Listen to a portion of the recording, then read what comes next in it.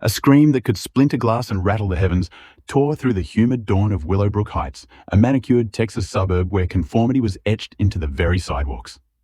Karen Hutchinson, the HOA's self-crowned empress, erupted from her colonial-style mansion, her salon-sculpted hair flailing like a battle standard in the morning breeze.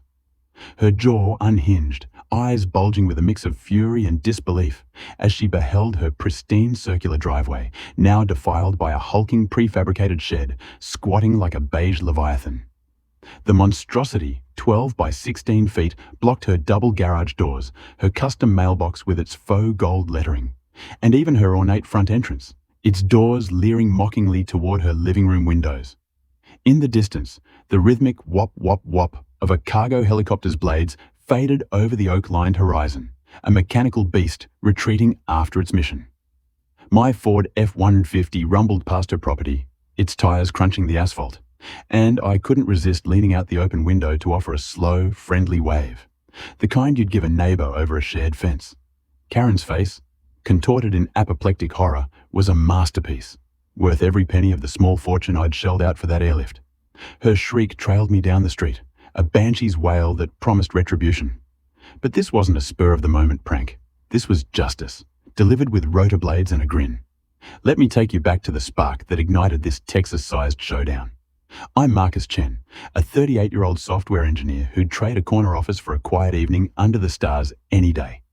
3 years ago, I escaped the grind of Austin's tech scene to buy a 5-acre off-grid cabin at the far edge of Willowbrook Heights, a suburban enclave 30 miles north of Houston. Technically within the HOA's jurisdiction, my wooded retreat was a world apart from the subdivision's cookie-cutter lawns and pressure-washed McMansions. The cabin, a rustic A-frame with cedar siding, was my sanctuary, reachable only by a private gravel road winding through pines and red oaks. County records dated the road to 1957, predating Willowbrook's sprawl by decades, a fact etched in yellowed surveyor's maps and notarized easements. I'd envisioned a life of solitude, coding by day, stargazing by night, maybe strumming my old guitar on the porch. For 3 years, it was perfect. Deer grazed at dusk, owls hooted lullabies, and the HOA's petty dramas felt as distant as a city skyline. That is, until Karen Hutchinson swept into my orbit like a hurricane with a clipboard. 6 months ago, Karen, a 45-year-old real estate broker with a penchant for power, bought the vacant lot adjacent to my access road. She wasn't just a neighbor. She was the HOA's unchallenged dictator, elected president 4 years prior and ruling with the zeal of a medieval warlord. Her colonial mansion, a 5,000-square-foot monstrosity with Grecian columns and a manicured lawn that could double as a putting green, became her throne. Karen didn't walk. She marched, her heels clicking like a metronome, her HOA badge pinned to her blazer like a general's medal. Her reputation preceded her. She'd fined a widow for unauthorized window boxes, banned a family's inflatable pool for aesthetic disruption, and once measured a neighbor's mailbox with a ruler at midnight, citing a half-inch height violation. Willowbrook Heights wasn't a community under her reign. It was a fiefdom, and dissenters paid dearly. Her campaign against me began days after her moving trucks departed. It started small, like a mosquito you swat away without thinking. A typed note in my mailbox complained my F-150's engine was excessively loud when I drove past her lot at 15 miles an hour. Another claimed gravel from my road was damaging her future lawn, though her land was still a patch of red clay and weeds. Then came a certified letter accusing me of negligent wildlife management because deer wandered from my woods onto her property, nibbling her non-existent landscaping. I tried diplomacy, knocking on her door with a bottle of local wine and an offer to split the cost of a fence between our lots. She accepted the wine with a saccharine smile, but declined the fence, her eyes glinting. "Oh, Marcus, I have other plans for my property," she said, her voice dripping with the kind of sweetness that masks venom. I left, uneasy, sensing a storm brewing. That storm broke one Friday evening when I returned from a week-long business trip to Dallas, my eyes gritty from debugging code and airport layovers. As my truck rounded the bend to my road, my headlights caught a glint of metal where open gravel should have been. There, like a smug toad, sat a massive prefab shed, 12 feet wide, 16 feet long, painted an aggressive HOA-approved beige. It wasn't near the road or beside it. It blocked it entirely, its base anchored to a freshly poured concrete pad that obliterated my access. A shiny padlock secured its double doors, and a laminated sign screamed, "Private property of K. Hutchinson. No trespassing." My stomach churned. This wasn't a mistake. It was a declaration of war. I parked on the main road, grabbed a flashlight, and hiked a quarter-mile to Karen's house, my boots crunching the gravel with every furious step. I knocked, keeping my voice steady despite the urge to shout. Karen answered in a silk tracksuit, her HOA badge pinned absurdly to her chest, her smile predatory as a bobcat's. "Oh, Marcus," she cooed, tilting her head like a puzzled debutante. "Is something wrong?" "Karen, you've blocked my road with a shed," I said, jaw tight. "That's my only access to my cabin. Move it." Her smile didn't waver. "I'm so sorry, but that road was never approved by the HOA's architectural committee. I've studied our bylaws, and all structures require permits. Your road lacks documentation. It's not a legal access point. My shed, however, is perfectly within my property lines." Her tone was rehearsed, a performance for an audience of one. I countered, citing my easement, documented since 1957, predating her precious HOA. She shrugged, handing me a 30-page binder of regulations, its pages dog-eared and highlighted. "You're welcome to submit a path proposal through the woods," she said, mock helpful. "The committee meets in 3 weeks. I'm sure we'll consider it." She shut the door, her laughter muffled but unmistakable. The next morning, I stormed the county courthouse, fueled by black coffee and righteous anger. Hours of digging through dusty files unearthed my easement, clear as day, notarized in 1957, with surveyor's maps and a chain of title unbroken for decades. Armed with copies, I attended the HOA's next board meeting, a sterile affair in the community centre's fluorescent-lit room.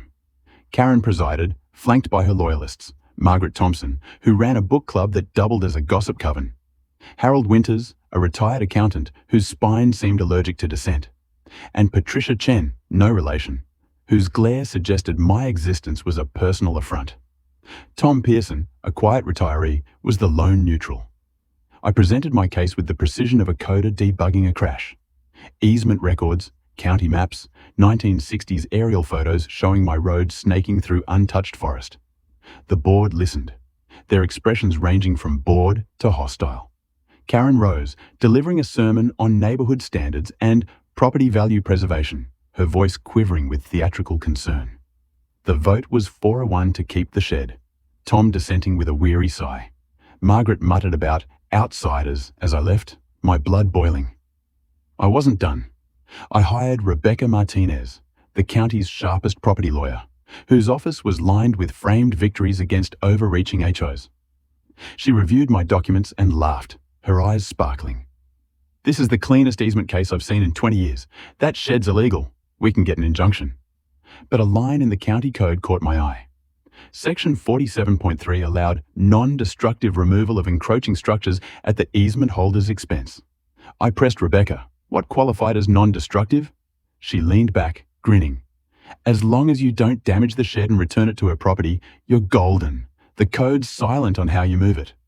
A wild idea sparked, born of exhaustion and defiance. I called Jake Morrison, my college roommate, now CEO of a heavy-lift logistics firm that relocated historic barns and dropped HVAC units on skyscrapers. Over a late-night call, I outlined the situation. Jake's laughter boomed through the phone. "A shed? By helicopter? Man, this is why we're still friends." His crew surveyed the shed, big but within their Sikorsky S-64 Skycrane's capacity. Jake quoted a price that stung, then slashed it.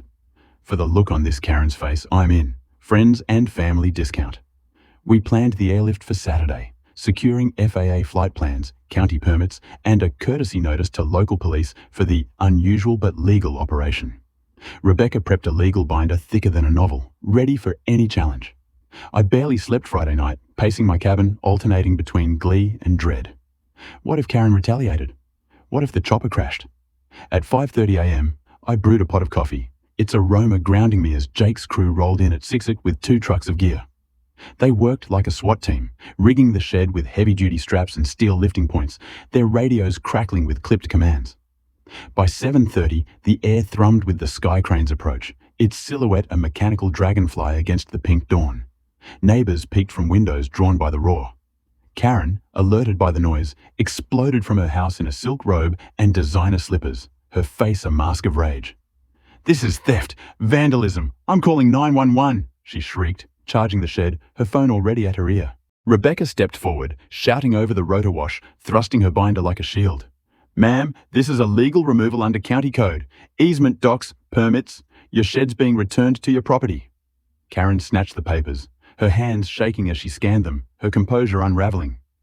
The pilot got the all clear, and the shed lifted, a surreal spectacle rising 50, then 100 feet, swaying gently like a bizarre parade float. Neighbors spilled onto lawns, some in pajamas, phones filming, kids pointing skyward. The sky crane banked in a slow arc, carrying its cargo toward Karen's lot. Jake's crew had measured to the inch. The shed descended with balletic precision onto her circular driveway, landing with a soft thud. It blocked her garage, her fountain, her mailbox, its doors staring into her living room like a defiant guest. The chopper released its cables and thundered away, leaving an eerie quiet, shattered by Karen's wail. She circled the shed, fists clenched, screaming, "This is my property, move it back." I leaned against my truck, calm as a summer pond. "It's your shed, your land, your problem now. Rent a chopper." Harold Winters, Karen's HOA lackey, arrived, snapping photos with barely concealed glee. "Karen, this violates 6 bylaws. Driveway obstruction, no foundation, streetscape disharmony. Citations are coming." Officer Daniel Brooks rolled up, reviewed Rebecca's documents, Jake's operation video, and nodded. "Legal to the letter. Sheds undamaged on her property. Civil matter." Karen's protests, shrill and incoherent, faded as he drove off. By noon, social media was ablaze. Live streams captioned HOA Karen owned by helicopter and Sky High Justice racked up thousands of views. Local news vans parked outside Karen's house, her driveway shed now a viral landmark. Her interview, dripping with entitlement, was a disaster. "This man's a menace. The HOA must act." She sounded unhinged, cementing her infamy. That night, the HOA's emergency meeting packed the community center, the air thick with resentment. Neighbors, long silenced by Karen's tyranny, unleashed years of grievances. An elderly couple recounted fines for their grandkids' bikes in their garage. A young family shared her harassment over their vegetable garden. A veteran described her citation for a 2-inch too large American flag. Harold, sensing the tide turning, presented the shed's violations. Unpermitted, improperly placed, a blight. The board fined Karen $500 daily until relocation and called a special election to oust her, citing breach of fiduciary duty. Tom Pearson, the dissenting voice, emerged as a reluctant hero promising reform. The county piled on. Karen's shed lacked permits, its driveway placement violated setback rules, and her concrete roadblock pad ignored drainage codes. Building Inspector Michael Torres issued fines and ordered the shed permitted or removed. Contractors, wary of the viral saga, either refused or quoted exorbitant fees. One suggested dismantling it as the cheaper option. Karen's husband, Robert, a quiet CPA who'd avoided the feud, was spotted in heated arguments by the shed, gesturing at the structure that had become her folly's monument. I restored my road Monday, a grading crew removing the illegal pad, relaying gravel, and adding decorative boulders to deter future stunts.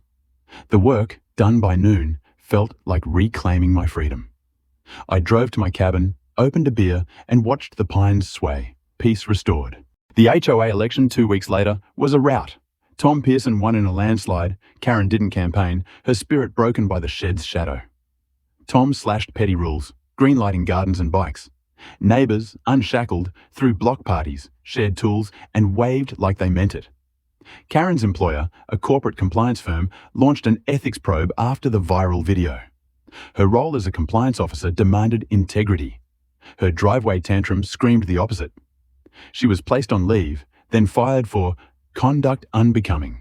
Fines mounted, $45,000 from the HOA and county, $20,000 in legal fees from failed lawsuits against me, $8,000 to dismantle the shed. A 3-day ordeal costing more than my airlift. A for sale sign sprouted in her yard. Whispers spoke of downsizing, maybe fleeing Texas entirely, crushed by debts and disgrace.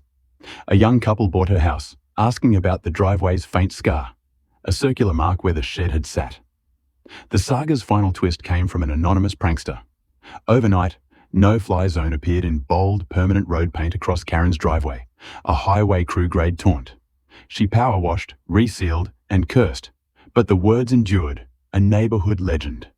I framed a collage for my cabin, the shed soaring mid-air, Karen's horrified face in the corner, a brass plaque reading, "Sometimes the high road takes a helicopter." Guests roar with laughter, but it's a monument to a truth. Tyrants crumble when ingenuity meets resolve. Karen's empire fell, her arrogance grounded by a single, sky-high checkmate. Got an HOA horror story? Drop it below. Hit like if this epic soared for you, and stay tuned for more tales where justice flies over tyranny.